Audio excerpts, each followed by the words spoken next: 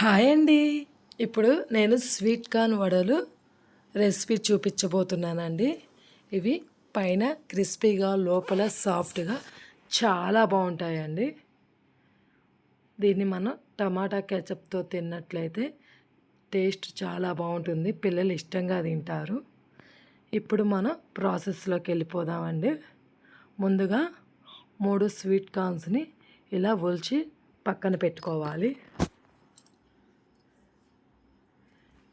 ఇప్పుడు ఇందులోకి మనం 4 లేదా 5 పచ్చిమిర్చిని యాడ్ చేసుకోవాలి. ఇందులోకి అల్లం వెల్లుల్లి పేస్ట్ ఒక 1/2 టీ స్పూన్ యాడ్ చేసుకోవాలి.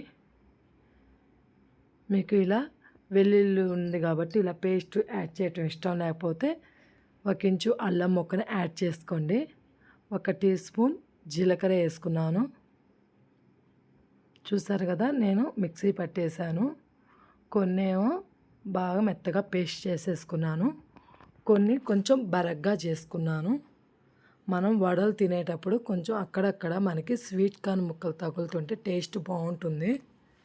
ఇప్పుడు ఇందులోకి టేస్ట్కి సరిపడా సాల్ట్ యాడ్ చేసుకోవాలి.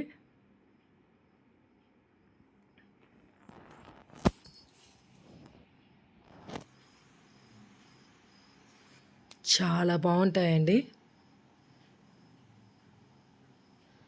పిల్లలు స్కూల్ నుంచి వచ్చేసరికి ఈవినింగ్ స్నాక్స్గా అయినా పెట్టుకోవచ్చు, లేదా మార్నింగ్ బ్రేక్ఫాస్ట్గా పెట్టినా ఎలా పెట్టినా ఇవి చాలా బాగుంటాయి, ఇష్టంగా తింటారు పిల్లలు.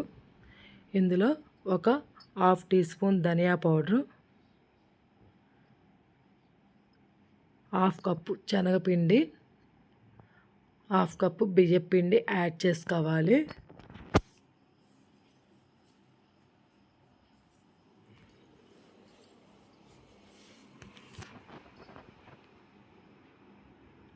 మనకి స్వీట్ కార్న్ అంటే వాటర్గా ఉంటుంది కదా, మనకి వడ షేప్ రావాలంటే ముద్ద అవ్వాలి కదా, అందుకని నేను పిండిని యాడ్ చేసి మిక్స్ చేసుకుంటున్నాను.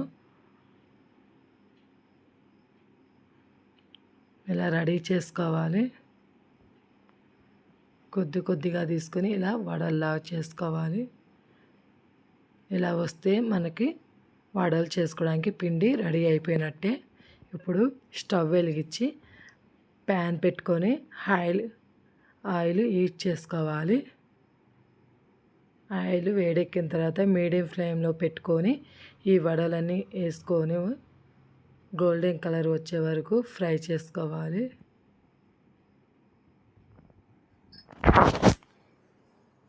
చాలా ఈజీ.